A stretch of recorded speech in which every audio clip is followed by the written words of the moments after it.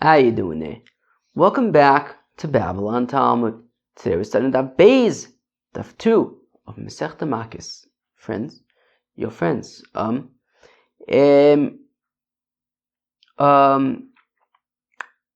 Oh yeah, right.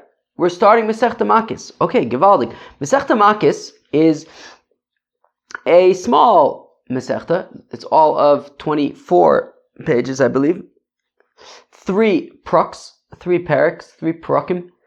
The first parak talks about Edim Zomimim. Second parak talks about Ir Miklat. And the third parak talks about Makos.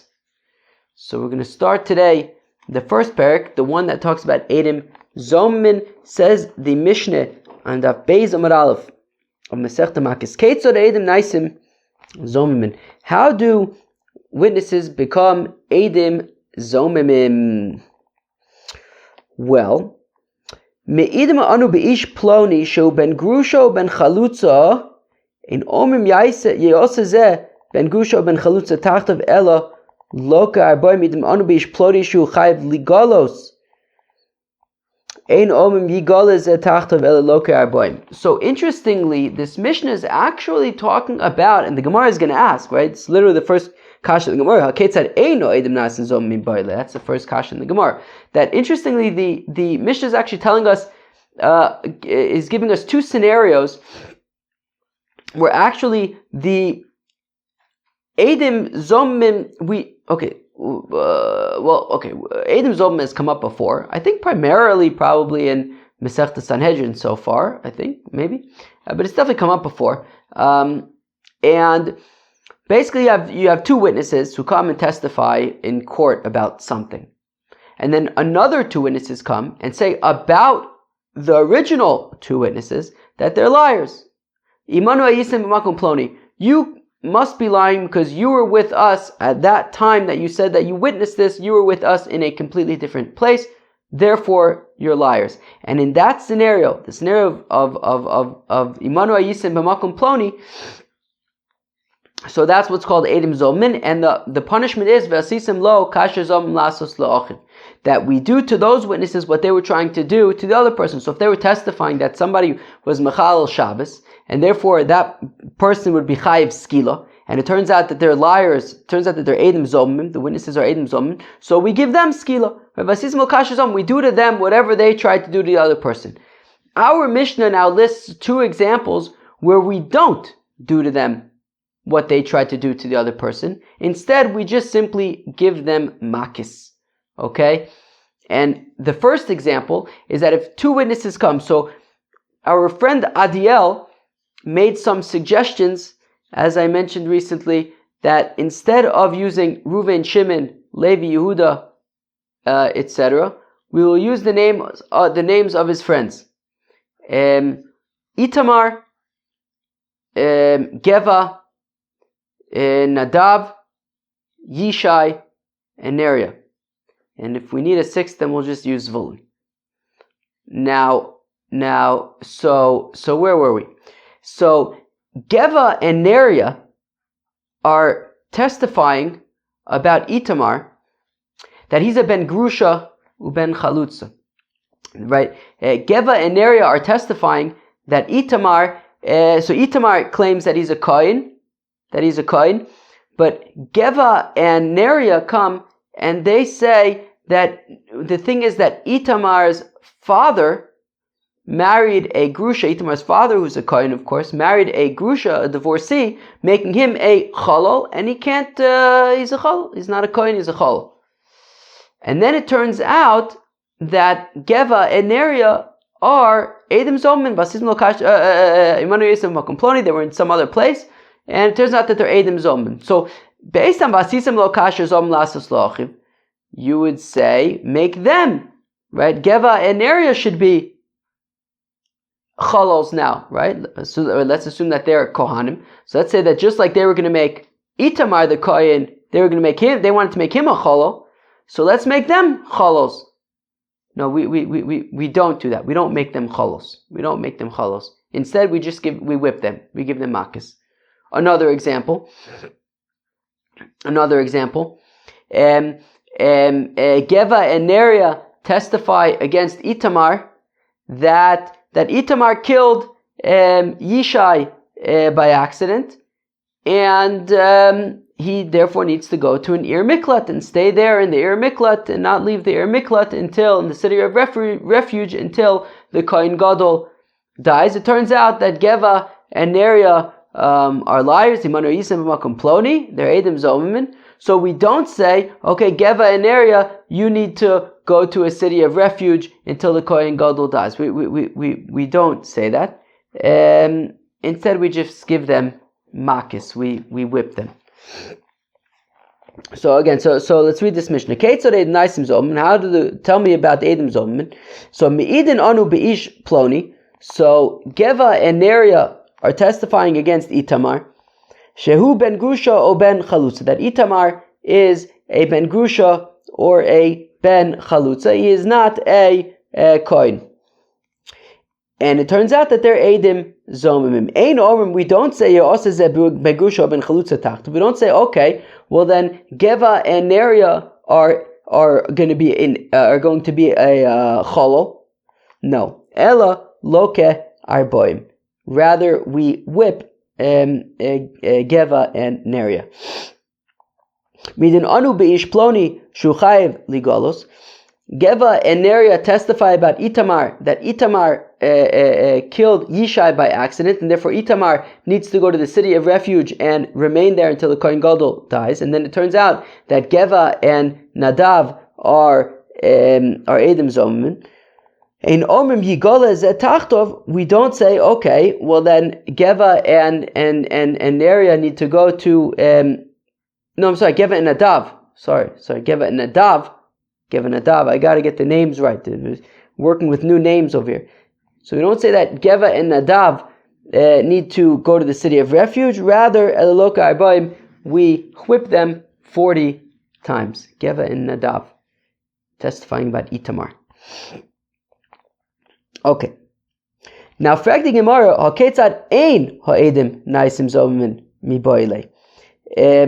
But frag the Gemara, what the Mishnah should say is, how do witnesses not become Eidim Zomimin, right? Eidim Zomimin is vasisem lo kasher zom lasus lachiv. You do to them what they tried to do to the other person. But here we're dafka not doing to them what they tried to do to the other person. We're just giving them makis instead. So v'od, and more so, midikatoni lekamon, and avhei, we learn, aval omru loem heach atem meidin, shariba oisehayim, atem meisem imonu b'makom ploni, hareelu zomin, that on daf hey, Amr Aleph in a Mishnah, we describe how Eidim Zomimin works. Right? We already explain it over there. Right? Amr loem, if Geva and Nadav say, no, I'm sorry, if Yishai and Neria, Yishai was the guy who technically got killed by the, forget about, we're going to use Yishai and Neria for witnesses, okay? So basically you have Geva and Nadav were the original witnesses, and then come Yishai and Neria, and they say, Amrulaim, Heach Atem Eden, how can you be testifying about Itamar? Sharei ba'oso hayom atem ayisem imonu b'makom ploni. That day, you were with us in some other place. Harei l'zomin. So then, Geva and Nadav are Eidim Zomin. So on Daf Hey, we explain how Eidim Zomin works. So just Bichlal, what is the dilio with this Mishnah Bichlal? So Tana Hosam Koi. So the Tana of our Mishnah is continuing from Masechta Sanhedrin. Now, when we learned Masechta Sanhedrin just now, we just finished it yesterday. When we learned Masechta Sanhedrin, so the final parak of Masechta Sanhedrin was a parak called Chelek. However, if you open up Mishnayos, Chelek is actually the second to last parak in Sanhedrin. The final parak in Sanhedrin in Mishnayos is actually parak Eluhein HaNechnokin. And the final Mishnah in Eluhein HaNechnokin say who else gets Chenek? Zomimei Baskoyin Uvayala.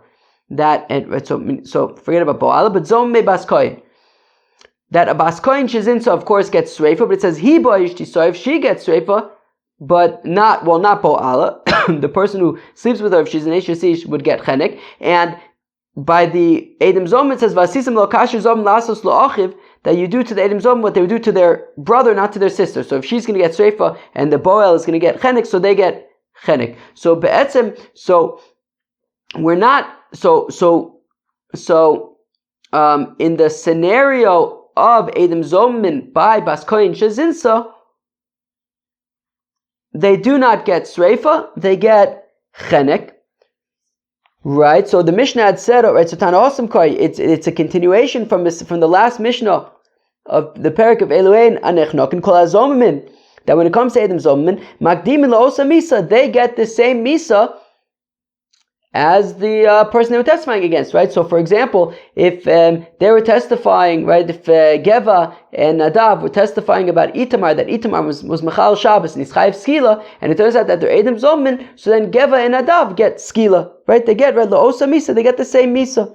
Chutz, Mizom Baskoyin Vayala, with the exception of Edom Zomin by Baskoyin Shezinsa, as well as the one who slept with her. She'ein makdimin la'osa misa el misa acheres, that they don't get that misa, they get a different misa, right? The Edom Zomin don't get sreifa, they get chenek. And now we're with the segue into our Mishnah in Masechta Makos, v'yesh Edom Zomin acherim, and there's other examples of Edom Zomin she'ein osin boin din azama kol ikr, that we don't do din azama at all. Rather, Elamalkas Avarim, we simply just give them makis. We don't even try. Ketzad, how so? Midin anu bish plani shu ben gusho ben chalutza. Right, we're testifying about Itamar, that he's a ben gusho ben chalutza. Ein omim yaseh ben gusho ben chalutza tachtov. We don't say, okay, Geva and Nadav become gushas and chalutza, ben gushas and ben chalutzas instead. No, we don't reciprocate in that kind of fashion at all. Ella simply lokes arbam, we simply give them makis, and that is it. So we don't do to them what they tried to do. No, simply we just give them makis. Now, Minanimili, how do we know that by Ben Grusha and Ben Chalutza we simply give makis? Right? The first example in our Mishnah. So Rabbi Yeshua ben Levi says, the pasuk says, "V'asisem loy kasher zomam lo v'lo lezaro." That the pasuk says, "V'asisem lo kasher zomam." You do to the witnesses what they tried to do to the other person, but it only affects the witnesses, it will not affect the next generation. Now the thing is, Geva and Nadav were testifying about Itamar, that he's a cholo, which then also means that all future generations, all of his kids and their kids, etc., they're all going to be cholos as well.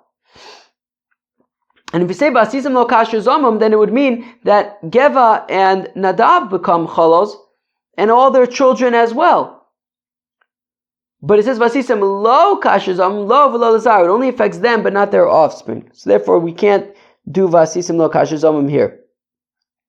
Lo v'lo lazar, v'lifsilu ledidei, v'lo lifsilu lazar. Okay, but why don't we just say, you know what, fine, why don't we just cut it off, right? Geva and Nadav are considered chalos, but their children could remain kayanim. Well, ba'inun kasher zom lasos v'leka. Yeah, but it has to be reciprocal. It has to be what's it called? What's the word I'm thinking of? It has to be what's it called when you have the same thing on both sides? What's it called when you have symmetrical? Right? So just like, so Vasisim al Kasher Zomam would dictate that just like Geva and Nadav are testifying about Itamar, and that would affect his offspring. So if we do Vasisim al Kasher Zomam, by definition it would mean, in order to do Vasisim al Kasher Zomam, it would mean that it applies to Geva and Nadav and their offspring as well. We can't just have it affect Geva and Nadav and not their offspring, because that isn't what they were trying to do to Itamar. They were affecting Itamar and his offspring. So if we do Vasisim al Kasher Zomam, it would have to affect Geva and Nadav's offspring as well. And therefore, and we're saying put lo v'lo lezaro, so therefore we can't do it. Okay.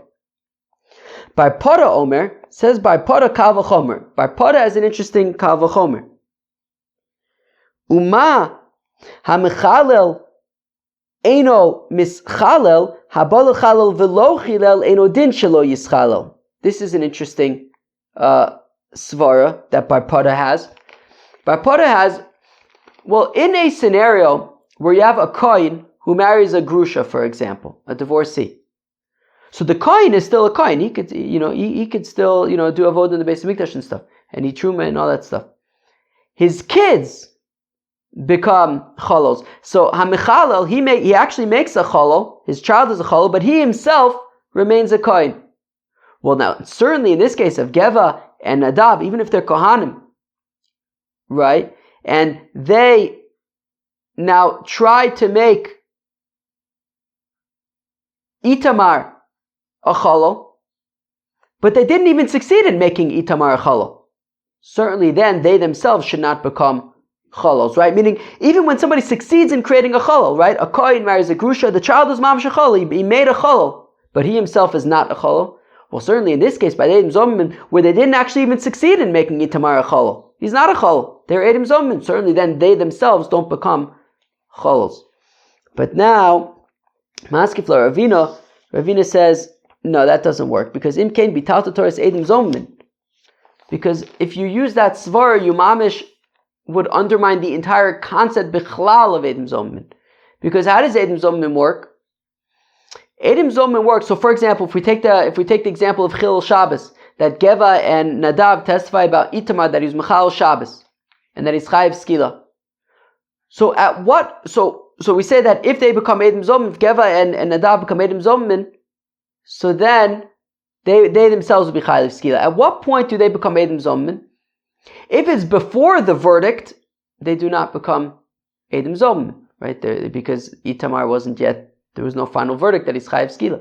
So it would have to be after the verdict. But also, if Itamar was already stoned, already received Skila, they also, right? Kasher Zom Lasos Lachiv V'lo Kasher also, right? If Itamar was already stoned, then Geva and Nadav would not get Skila. It's Davka when they become Eidim Zomim between the verdict and the Skila. So here also, right? So Kilu Uma HaSokel Eino Niskal.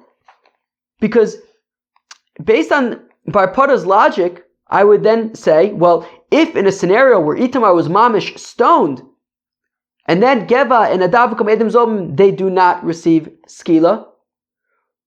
So Uma HaSokel Eino Niskal, Haba Liskal V'lo Sokol. Well, in the case of Eidim Zomim, when they were going to stone Itamar, but he wasn't yet actually stoned, well then Eino Din Shelo Yisokol, when certainly Geva and Nadav should not be stoned. They didn't actually succeed in stoning Itamar. So if in a scenario where they succeeded in stoning Itamar, they do not get stoned when they become Eidim Zomim, well then certainly when Itamar is still alive, they would not get stoned. But that's not true. That's Dafka when they would get stoned. That is when there's Eidim Zomim. So based on Bar Pada's logic, it would basically undermine the entire concept of Eidim Zomim and Asisim Lo Kasher Zomim. So the Machvarte Kedushanin Meikara, rather the first answer, Rabbi Shua ben Levi's answer of Asisim Lo V'lo Lezaro, is going to be the reason why, and that is why there's no Eidim Zomim by. Right? We don't say that Geva and Nadav become Cholos. Okay, so now continue. Right, the Mishnah continued. Okay, so now the scenario of Ir Miklat, the city of refuge scenario. How do we know that Geva and Nadav do not get sent to the city of refuge? Instead, they get whipped. Omar Rish Lakish because the pasuk says, "Hu Yanus El Achasarim Hu V'lo Zomimin." That it says that if you have somebody who kills somebody else by accident, Hu Yanus El Achasarim, he, the accidental murderer, goes to the city of refuge, but not Eidim Zomimin in that case. Hu Yanus V'lo Zomimin, not Eidim Zomimin. They would get Makos Instead of Yochanan, says Rabbi Yochanan Kavachomer Umahu She'asa Maise. Well, if in a scenario where somebody mamish murders somebody else, if it's b'mezid eino gola, if it's b'mezid he doesn't go to the ir miklat, well then hein, these Eidim Zomim Shelo Asa Maise, they didn't do anything. They were just speaking. They used their voices. That's it. So b'mezid eino din shelo yigalu. Certainly, then, if it's intentional, such right by Eidim Zomim, it's clearly intentional. Certainly, then, where they didn't even do a maise, they would not have to go to the ir miklat. But then we say, wait, he no senes. No, I'll make the exact argument, the exact opposite argument. Kiluhu shasa maise, in a scenario where the murderer did something. So if it's b'mezid, if he murdered on purpose, lo liglek yechid lo ta'avi le kapara, he doesn't have the privilege of going to the ir miklat because he is not entitled to have any type of kapara, of atonement. Hein shelo asu maise, but I'll argue that by Eidim Zomim, where they didn't do anything physically, they just spoke. B'mezid, now they're doing it on purpose. Nami ligalu, I would say that they should go to their miklat, keichid avilu kapara, so that they can get a atonement because they didn't do anything. So maybe they should be able to go to ir miklat. Rather, let's go with Rish Lakish's answer, which is hu yanus elachasarim, that only the murderer goes to ir miklat, but the Eidim Zomim would not go to ir miklat, would not go to ir miklat. They would get Makos instead. Amar Ula says, Ula, Remez Eidim Zomim min haTorah minayin. Where do we have a reference, an allusion to Eidim Zomim in the Torah? We've seen this before. Remez Eidim Zomim. What do you mean an allusion to Eidim Zomim in the Torah? V'aksiv, it says explicitly in the Torah. V'asisem loy kasher zomim, that you do to him what he tried to do. Okay, it's explicit mitzvah in the Torah. Ela remez leidim zomim shelokin min haTorah minayin.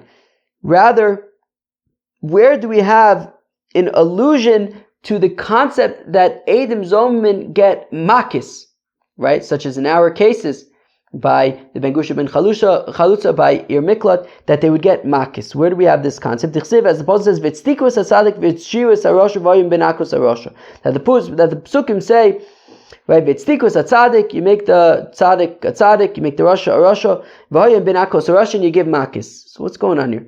Mishum v'tztikus hatzadik v'shuas harosha v'ayim benakos harosha. What does that mean? What, every single time one person's innocent, the other person's guilty, so we just hit the guilty guy? How does that work? No, so rather what it's saying is Eidim Sheshuas HaTzadik, in a scenario of Eidim Zomim, where you had the original group, Geva and Nadav, came and they said that Itamar was Mechalel Shabbos and Yeshuas HaTzadik. Now Itamar was not Mechalel Shabbos, and they're making Itamar, who was a Tzadik, into a Rasha. V'asu Eidei Machrina, but now come Yishai and Neria to the rescue. And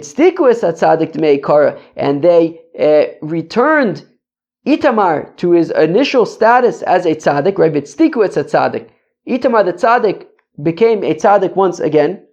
And Yishai and Neria made Geva and Nadav Rishoim, the wicked people that they are. And now v'hoyim ben hakos harosha. Now there are some scenarios where there will be a chiyuv makis, for example, ben gusha ben chalutza or ir miklat. V'tepukle miloisaine. Why don't we just learn it out from the fact that the pasuk says leisaine? What was it supposed to say? Leisaine bre'achayid shoker. So they were in violation of leisaine bre'achayid shoker. They should be chayiv makis just for that. Why do we need this whole v'hoyim ben hakos harosha? V'tztikus hatzadik, that whole thing. Mishum dehave lav she'en bo maise, v'cholav she'en bo maise in lokin olav. Well, because Eidim Zomim is a lav she'en bo maise, right? Losane be'echa etchakar, don't testify falsely. Testifying is not considered a maise; it's just considered a dibur, and therefore v'lav she'en bo maise in lokin olav a mitzvah slosa say that there's no maise. So there would be no makis. So we only know makis because of its tiguas atzadik v'shus harosha v'hoyo in ben hakis Four things were said by Edom Zom. Ein nasin ben gushav and chalutza ve'ein golden la'or miklat. As we saw in our Mishnah, they do not become, right? We don't do vasisim lo kasher zom lasos lachiv in order to make them ben gushas, ben chalutzas, or to go to a city of refuge. We don't do that. Ve'ein mishaman es kofer. They also don't pay kofer. What's that talking about? That's talking about if they testify, right? If Geva and Nadab testify that Itamar's cow killed Yishai, so if Itamar's cow killed Yishai, well then Itamar has to pay what's called kofer. I don't even know how to translate that, but he pays like a payment. We're going to see in the Gemara either the value of the person who was killed or their own value, but then that needs to be paid to the family, to the heirs to Yishai's heirs. So now they don't pay kofer. Ve'nimkarin be'evet ivri, and also if they testified about Itamar that he stole $100, now Itamar doesn't have any money to pay back this $100, so he's going to have to be sold as an evet ivri. Turns out that they're Edom Zommin, they don't become an evet ivri. Mishum Rabbi Akiva, Omer says Rabbi Akiva, af ein mishaman al pi atzman, they also don't pay based on their own admittance. So meaning, if Geva and Nadav became Edom Zomim in one Bezdin, but then they ran away, and they go to some other Bezdin and admit that they're Edom Zomim and that they owe money to Itamar, they would not have to pay because they don't have to pay based on their own confession.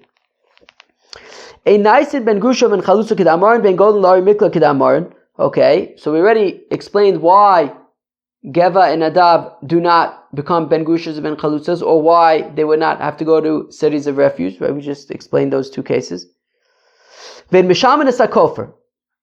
And Geva and Nadav would not have to pay kofer. If they testify that Itamar's cow killed Yishai, they would not need to pay a kofer payment to Yishai's heirs. Kasavi kufar kapora. Because the Rabbanon in the Brisa, the Rabbanon hold that kofer is an atonement, v'ani lav b'nei kapara ninu, and these Edom Zomim are not entitled to atonement, and therefore they do not pay kofer. Man tana kufra kapara. Who is the tana who holds that kofer is an atonement? It's the opinion of Rabbi Shmuel ben Osher Rabbi Yochanan ben Broka. The Tanya is willing to buy. V'nason pidyon nafsho demei nizak. What does the pasuk say? The pasuk say im kofer yushasolav v'nason pidyon nafsho kol yushasolav. So basically, in the scenario where somebody's cow kills somebody else, so there is a kofer payment, right? The person whose cow killed somebody else has to pay. So it says pidyon nafsho, a redemption of his nefesh. Demei nizak. And whose soul is the value of? The value of the one who was killed. Rabbi Shmuel ben Osher Rabbi Yochanan ben Broka Omer demei mazik. Rabbi Shmuel ben Osher Rabbi Yochanan ben Broka says it's the value of the one who did the damaging. So if Itamar's cow did in fact kill Yishai, so then, so according to the Tanakama, Itamar would pay the value of Yishai, whereas according to Rabbi Shmuel ben Osher Rabbi Yochanan ben Broka, Itamar pays his own value.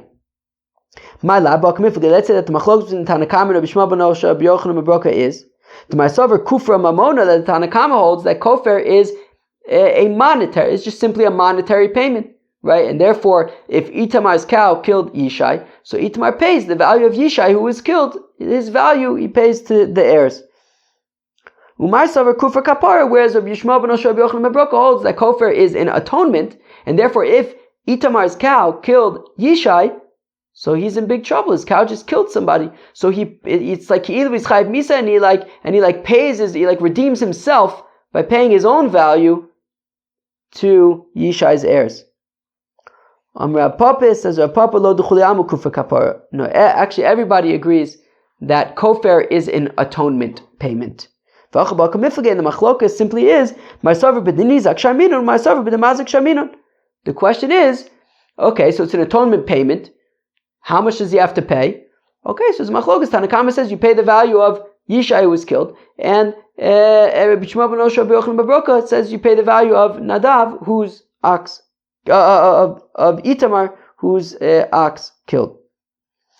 My Tamar Rabbanon. Why would the rabbi, if it's an atonement, right? If we're talking about a scenario where Itamar's cow killed Yishai, well then why would the rabbi say that Itamar atones for himself by paying the value of Yishai? I would think he would have to pay his own value, it's like redeem himself.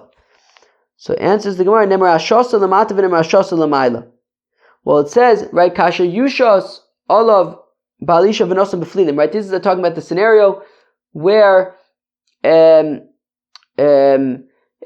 have two people fighting, and then they hit this pregnant woman, and she has a miscarriage, and she survives. But so then it says kasher yushas, and over there it's talking about the value of the nizak, the value of the fetus. Right? Also says hashasa over here by imkofer yushas alav. So the rabbi said that just like by the miscarriage, it's the value of the damaged party. So here also, by kofer, it's the value of the damaged party. Rabbi Yishmael, v'nosim pidyon nafsho ksiv. Whereas Rabbi Yishmael argues, but it says, v'nosim pidyon nafsho, he redeems his own self by paying his own value.